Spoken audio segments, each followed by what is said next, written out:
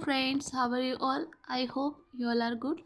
आज हम सिविल प्रक्रिया संहिता 1908 के कुछ वन लाइनर क्वेश्चंस देखेंगे जो कि मोस्ट इम्पोर्टेंट हैं, जो कि लास्ट एग्जाम्स में पूछे भी गए हैं। तो चलिए स्टार्ट करते हैं। तो फर्स्ट क्वेश्चन है, सिविल प्रक्रिया संहिता 1908 कैसी विधि है? तो ये है प्रोसीजरल लॉ, यानी कि प्रक्रियात्मक विधि है। और ये क्वेश्चन पूछा गया राजस्थान जुडिशरी में 2011 में। ठीक है। एंड नेक्स्ट क्वेश्चन है, दिनांक एवं जनवरी सन 1909, यानी कि 1 जनवरी 1909 से दीवानी प्रक्रिया संहिता ये लागू हुई थी। ठीक है। और ये पूछा गया क्वेश्चन बिहार जुडिशरी 2009 में। एंड नेक्स्ट क्वेश्चन है, सिविल प्रक्रिया संहिता संशोधन अधिनियम 2002 कब से प्रवृत्त हुआ? तो ये हुआ 1 जुलाई 2002 से। और जो कि पूछा गया क्वेश्चन है उत्तराखंड जुडिशरी 2002 में। ठीक है। कब से प्रवृत्त हुआ था सिविल प्रक्रिया संहिता 2002 अमेंडमेंट? 1 जुलाई 2002 से। ठीक है। और पूछे सिर्फ सिविल प्रक्रिया संहिता कब से प्रवृत्त हुई थी? तो ये लागू हुई थी 1 जनवरी 1909 को। ठीक है। एक केस है, इसमें Salem advocate bar association Tamil Nadu versus Bharat संघ AAR, तो सुप्रीम कोर्ट, इसमें सर्वोच्च न्यायालय ने सिविल प्रक्रिया संहिता संशोधन अधिनियम 1999 तथा 2002 की संवैधानिकता को वैध ठहराया था। ठीक है। और ये कहाँ पूछा गया क्वेश्चन? उत्तराखंड जुडिशरी 2008 में। ठीक है। एंड नेक्स्ट क्वेश्चन है, सिविल प्रक्रिया संहिता 1908 का विस्तार कहाँ पर है? संपूर्ण भारत पर है।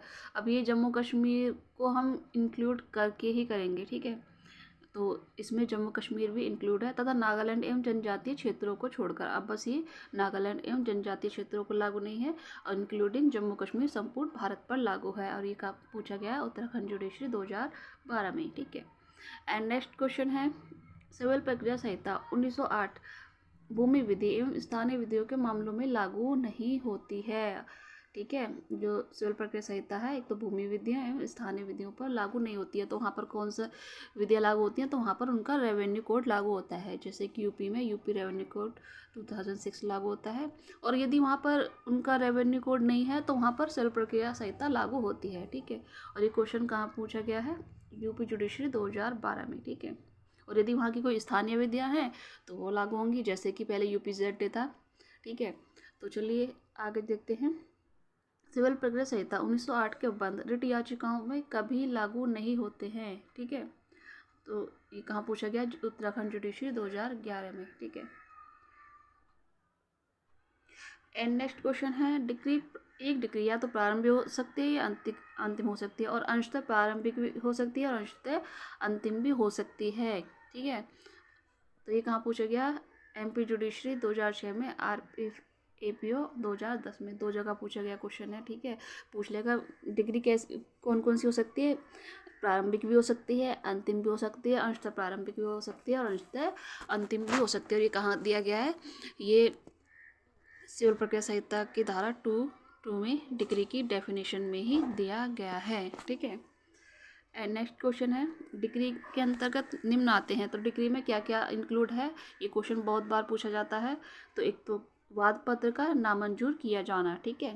तो ये डिग्री की डेफिनेशन में आता है। और एक है धारा 144 के अंतर्गत किसी प्रश्न का अवधारण, ये भी डिग्री के अंतर्गत शामिल है। और कहाँ पूछा गया है? छत्तीसगढ़ जुडिशरी 2004 में पूछा गया क्वेश्चन है। और एक है वाद पत्र का प्रतिप्रेषण भी डिग्री के अंतर्गत आता है। ये RPF APO 2010 में पूछा गया है। ठीक है। और ये कहाँ बताए गए हैं? डिग्री की डेफिनेशन में ही बताए गए हैं। एंड नेक्स्ट क्वेश्चन है कि निम्न डिग्री के आवश्यक तत्व नहीं है। एक तो ये पूछ लेता डिग्री के आवश्यक तत्व क्या है, और या फिर ये पूछ लेगा कि आवश्यक तत्व क्या नहीं है। एक तो एक न्याय निर्णय जिससे उसी प्रकार अपील की जा सकती है जैसे कि आदेश से अपील की जा सकती है, ये डिग्री में शामिल नहीं है। क्योंकि डिग्री के डेफिनेशन में सीधे सीधे कह दिया है कि डिग्री में क्या शामिल नहीं है, कि एक ऐसा न्याय निर्णय जिसकी अपील डिग्री के उसी प्रकार की अपील की जा सकती है जैसे कि आदेश की अपील होती है, तो वह डिग्री में शामिल नहीं है। ठीक है। वे आदेश जिनकी अपील डिग्री की अपील की भांति होती है वही डिग्री में शामिल नहीं है। एंड नेक्स्ट क्वेश्चन है, व्यतिक्रम के कारण वाद पत्र खारिज करने वाला कोई आदेश। ठीक है। तो ये भी डिग्री में शामिल नहीं है। ये भी पूछा जाता है। ये भी 2 में डिग्री की डेफिनेशन में बताया गया है। और ये दोनों क्वेश्चन पूछे गए हैं। एक RPF APO 2010 में पूछा गया, एक MP जुडिशरी 1993 में पूछा गया है। एंड नेक्स्ट क्वेश्चन है, व्यतिक्रम के कारण वाद पत्र खारिज करने वाला कोई आदेश भी इसमें शामिल नहीं है, ठीक है। जो खारिजी के आदेश है ना, ये इसमें शामिल नहीं होंगे। एंड नेक्स्ट क्वेश्चन है, सिविल प्रक्रिया संहिता 1908 के अंतर्गत क्या क्या शामिल है? प्रकृति डिग्री से अभिप्रेत है। ये जो डीम डिग्री है वो उससे क्या अभिप्रेत है? एक तो निर्णय का अंतिम पैराग्राफ जब तक कि डिग्री तैयार की जाए, मतलब कि अभी डिग्री तैयार नहीं हुई है, यदि उसका एक अंतिम पैराग्राफ तैयार हो गया है तो उसे डिग्री मान लिया जाता है, एज ए डीम डिग्री माना जाता है, ठीक है। और ये पूछा गया यूपीएससी जुडिशरी 2012 में पूछा गया क्वेश्चन है। एंड नेक्स्ट चलते हैं, निम्न मामलों में प्रारंभिक डिग्री पारित की जा सकती है। तो कौन कौन से मामले हैं जिनमें प्रारंभिक डिग्री पारित की जा सकती है? क्वेश्चन बहुत बार पूछा जाता है, कौन से मामलों में होगी प्रिलिमिनरी डिग्री? तो एक है बंटवारे के लिए वाद में, ठीक है, जो बंटवारा होता है, एक साझेदारी यानी कि भागीदारी के लिए वाद में, और एक है कब्जा एवं मध्यवर्ती लाभ के वाद में। तो मध्यवर्ती लाभ कहाँ पर है? 212 में डिग्री में, ठीक है। तो ये कहाँ पूछे गए क्वेश्चन है? उत्तराखंड जुडिशरी 2009 में। एक बार और देख लीजिए कि प्रारंभिक डिग्री किन मामलों में पारित की जा सकती है? बंटवारे के बाद में, भागीदारी के बाद में, कब्जा एवं मध्यवर्ती लाभ के बाद में।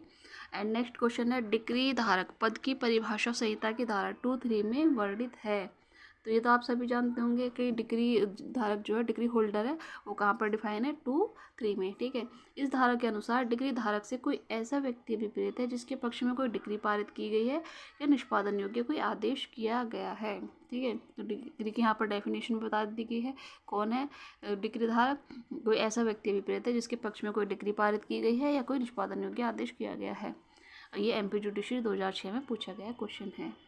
एंड नेक्स्ट चलते हैं कि सिविल प्रक्रिया संहिता की धारा 2-5 के अनुसार विदेशी न्यायालय से कौन सा न्यायालय अभिप्रेत है? तो एक ऐसा न्यायालय जो भारत के बाहर स्थित है और जो भारत सरकार की अधिकारिता के अधीन स्थापित नहीं हुआ है, ठीक है। जो भारत सरकार की जुडिक्शन के बाहर है और जो कि भारत से बाहर स्थित है, ठीक है, और भारत सरकार की अधिकारिता के अधीन स्थापित नहीं हुआ है। और ये एमपी जुडिशरी में पूछा गया क्वेश्चन है 2008 में। एंड नेक्स्ट है, संहिता की धारा 2-9 के अंतर्गत निर्णय का अर्थ है।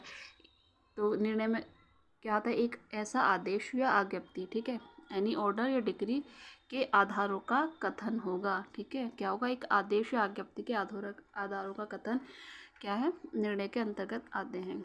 एंड नेक्स्ट है, ये पूछा गया है एमपी एपीओ 2008 में पूछा गया क्वेश्चन है कि निर्णय का अर्थ क्या है? एक आदेश या आज्ञप्ति के आधारों का कथन ही निर्णय है।